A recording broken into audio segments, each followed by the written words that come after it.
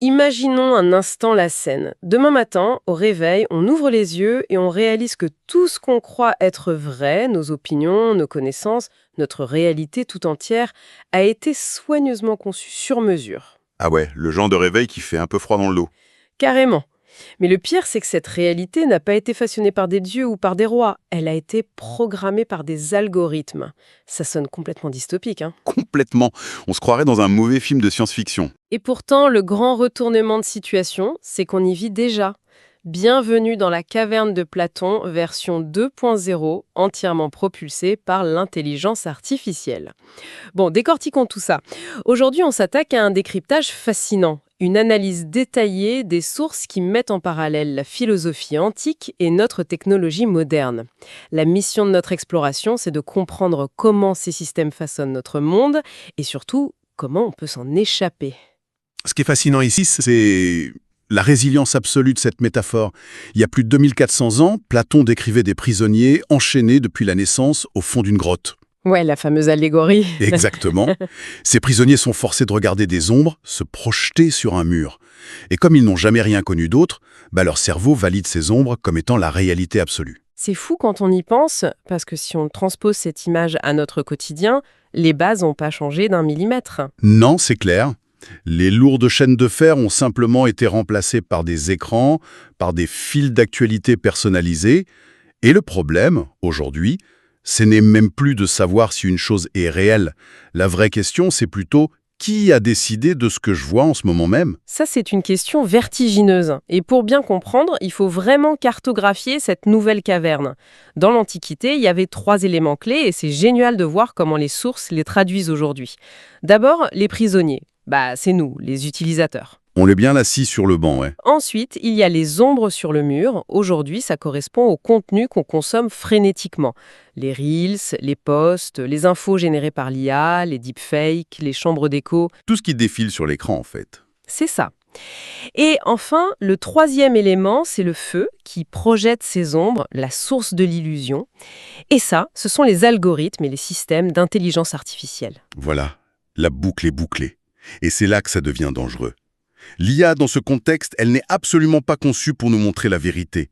Elle est conçue pour maximiser l'engagement. Mais pourquoi? C'est juste une question de modèle économique. Entièrement. Dans ce système, l'attention équivaut à de l'argent. C'est la seule monnaie qui compte. Moi, j'aime bien voir cet algorithme comme un chef cuisinier un peu machiavélique.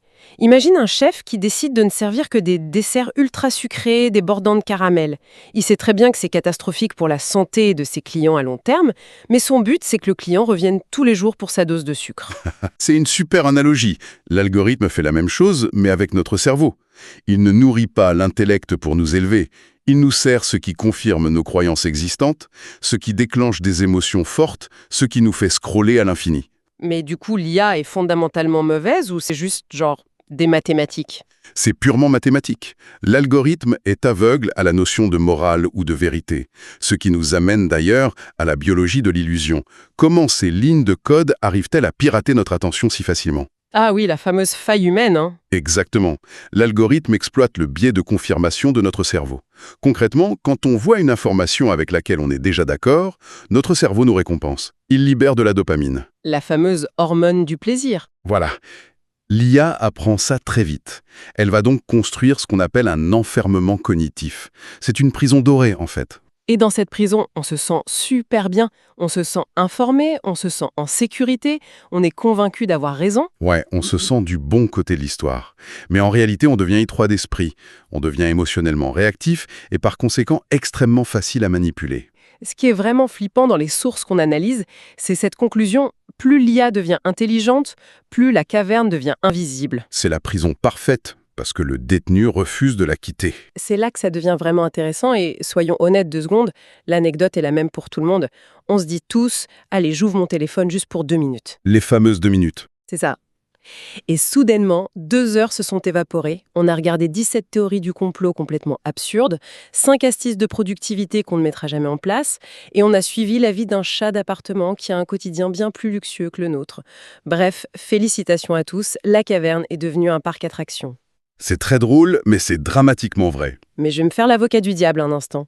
Si cette prison est super confortable, si on a notre dose de dopamine, si c'est divertissant, en quoi c'est vraiment un problème de s'y sentir en sécurité? Cela soulève une question importante.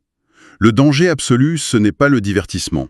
C'est la perte totale d'autonomie. C'est-à-dire? En déléguant la construction de notre réalité à une machine d'engagement, on abandonne notre libre arbitre.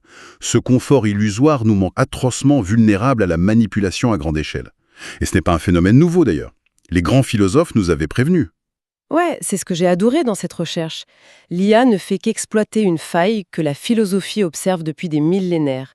Le bouddhisme, par exemple, avec le concept de Maya, nous dit que la réalité telle qu'on la perçoit est une illusion.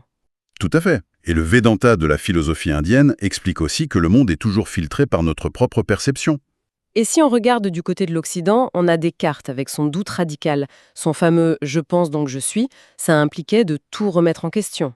C'est d'ailleurs amusant d'imaginer Descartes aujourd'hui. Grave. Si je pense était dicté par l'algorithme de TikTok, il ferait une crise existentielle. L'IA est vraiment devenue le générateur d'illusions ultimes. Ah, et Nietzsche aussi qui disait que la vérité est souvent façonnée par le pouvoir. Absolument.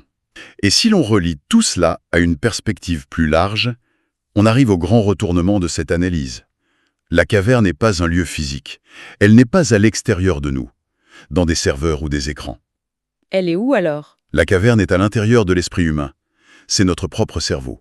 L'intelligence artificielle ne fait qu'amplifier ce phénomène de manière exponentielle en jouant sur nos peurs et nos désirs. Ok, donc si la caverne est dans la tête et que l'IA en possède les clés pour nous maintenir bien confortablement assis, comment on fait pour s'échapper?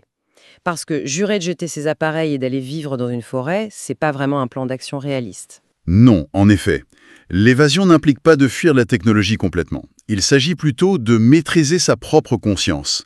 Et l'exploration des sources nous donne 5 solutions très concrètes, même si elles sont parfois inconfortables. Je suis prête. Quelle est la première étape? La première, c'est d'entraîner son esprit à tout questionner. Face à n'importe quel contenu, il faut se demander qui a créé ça, quelle émotion précise ce contenu essaie de provoquer en moi, et surtout, qu'est-ce qui est omis? Qu'est-ce qu'on ne me montre pas? Donc, c'est la conscience qui brise l'illusion en premier lieu. Exactement. Être conscient de la mécanique enlève une partie de son pouvoir. Super. La deuxième solution, c'est de contrôler son algorithme avant qu'il ne nous contrôle. Ça veut dire qu'il faut arrêter net de s'engager avec du contenu toxique. Même un commentaire indigné, l'algorithme le voit comme de l'engagement. Il faut suivre délibérément des points de vue très divers, réinitialiser son flux régulièrement. On a le pouvoir de programmer notre propre caverne, non? C'est tout à fait ça. On peut dresser l'algorithme. Ensuite, la troisième pratique, c'est l'immobilité mentale. La méditation. Oula, le grand mot. Hein. Oui, mais aujourd'hui, ce n'est plus du tout un luxe spirituel. C'est de la survie mentale pure et dure. Le silence permet d'observer ses propres pensées et de se détacher de la manipulation émotionnelle. Ça crée un espace entre l'écran et notre réaction. D'accord, donc on s'accorde une pause mentale. La quatrième piste, c'est d'aller carrément au-delà de l'IA, de ne pas laisser la machine penser à notre place. C'est lire des livres entiers, avoir de vraies conversations, vivre des expériences hors ligne. La réalité sera toujours plus riche, plus nuancée et plus bordélique que n'importe quel fluide d'actualité. C'est vital de garder cet ancrage dans le réel, ce qui nous amène à la cinquième et dernière solution. Rechercher l'inconfort. Pas seulement le confort. Ah, ça c'est dur. Oui, mais la croissance ne se produit jamais à l'intérieur de la caverne.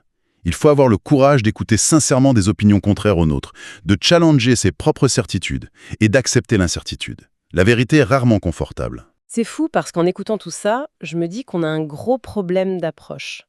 Qu'est-ce que tout cela signifie au fond? J'ai l'impression que la plupart d'entre nous, quand on essaie de mieux gérer notre temps d'écran, on se contente de repeindre les murs de la caverne. Repeindre les murs, c'est-à-dire? Ben oui, on trie vaguement notre feed, on suit 3 comptes scientifiques au lieu de trucs de télé-réalité, et on se dit « ça y est, je suis libéré ». Mais on est toujours assis à regarder le mur. Le vrai but, ce serait d'apprendre à se lever et à marcher vers la sortie à l'air libre, même si la lumière du soleil nous brûle atrocement les yeux au début. C'est une excellente métaphore, je la valide complètement. L'évasion, ce n'est pas de rejeter l'intelligence artificielle. L'évasion, c'est de refuser de la laisser penser, ressentir et juger à notre place. Mais l'histoire de Platon, elle ne se termine pas super bien, si je me souviens bien. Non, c'est même assez cruel.